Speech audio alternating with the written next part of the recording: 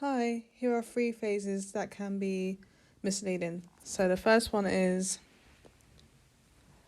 just serve.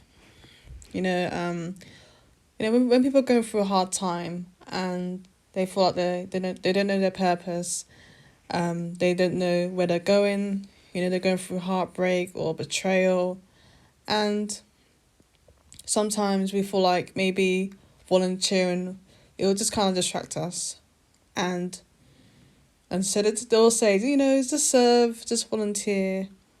But the reason why it can be misleading because some people come into it and they try to serve and they try to volunteer, and it doesn't make their problems go away. They become very hypersensitive, when it comes to volunteering.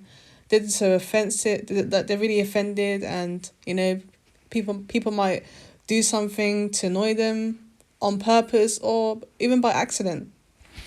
So when people say, "Oh, just volunteer, just serve," sometimes a person needs more than that. They need deliverance, they need healing, they need counseling, they need God to just come in and restore their life, because so much things happened. They're going through betrayal, abandonment, rejection, and just to say just serve is just not enough. They need God's love. They need that intimacy with God. They need to be sure and have discernment as well, because sometimes someone can be trying to pick on them. Someone can try to use them because of how broken they are. You get people that prey on someone's pain. You get people that feel like, oh, you know what?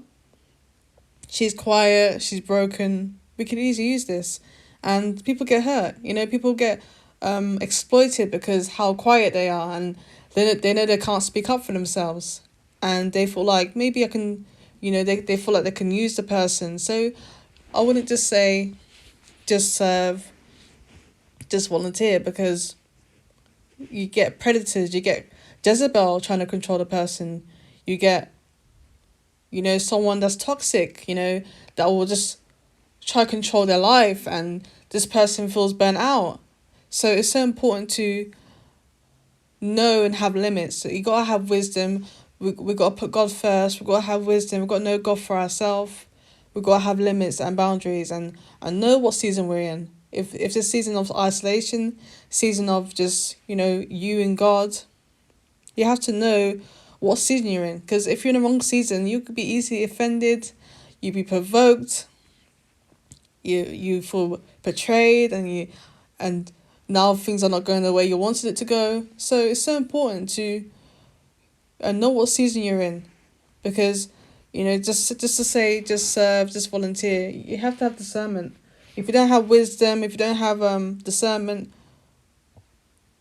months down the line you're resentful, because now that you're healed and you're happy, you realize that you was used, or you notice someone was being so abusive and you thought just you, because you had low self-esteem. Because some people come and they have such low self-esteem, and anything bad that happens to them, they think it's because of them. They don't think that the person's full of pride, the person's probably bitter, the person just probably looked down on them, or was just arrogant or egotistic. Some people just have an ego. They have a fragile ego, and they just want you to do what's best for them, and they try to put God in it.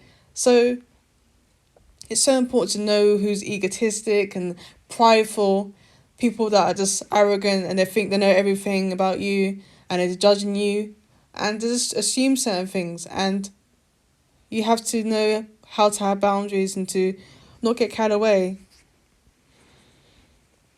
And the second one is find a spiritual father.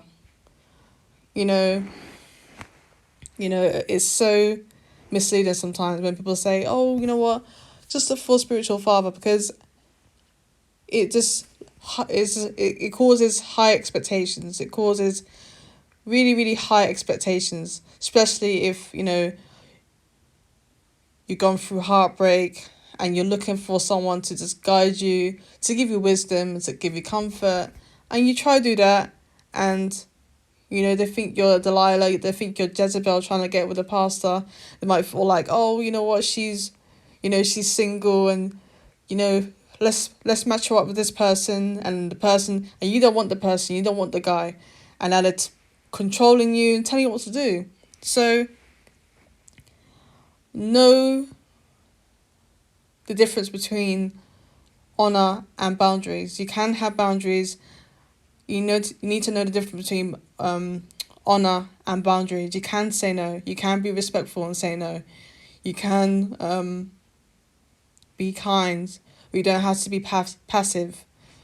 Sometimes people have this high expectation of what a spiritual father is, and some spiritual fathers are, they're burnt out. They're probably going through stuff themselves, and you was a punching bag. They're probably just, they might try even to abuse you because they feel like, you know what, just because this girl's vulnerable, she's lost, she needs a spiritual father, and you have no voice, you're not important. That's how some of these egotistic people feel like. They feel like you have no say, and there's deep misogyny. There's men out there that hate women.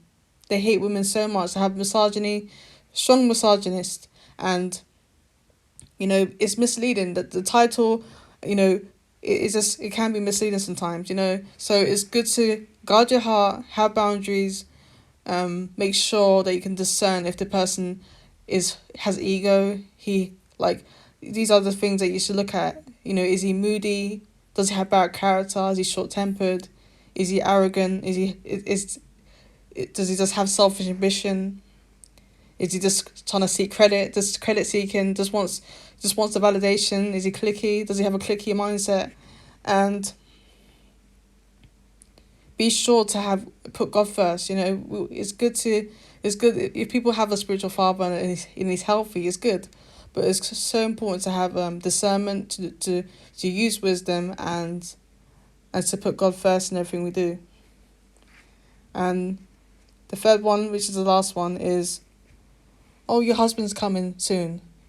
You won't be lonely you won't be lonely any longer.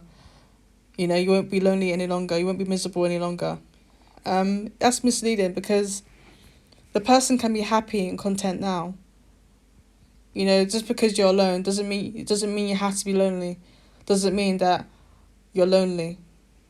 And it can be misleading, because now the person's second guessing themselves. They think, oh, so I can't be happy now. So I can't be content and happy now. So I'm not saying you can't be inspired, you can't be excited and be hopeful. But at the same time, you can be happy now. You can be content now. You can be alone and love it. You can enjoy your solitude. So be careful, all these phrases. Put God first in all you do, and have wisdom. And God wants to fill the void. None of these clicks, all these or like success, it can't fill the void. You're gonna get controlling people in business. You might, if you're not careful, a controlling husband or a controlling spiritual father. You have to be very, very, very content. You've got to be whole. You've got to be content, happy, and putting God first, so you can have discernment, so you can have enough self-esteem to walk away and realize that this is not serving me, and you can easily just walk away. Hope that helped. If you need any counselling or coaching or prayer requests, email me. Thank you for listening.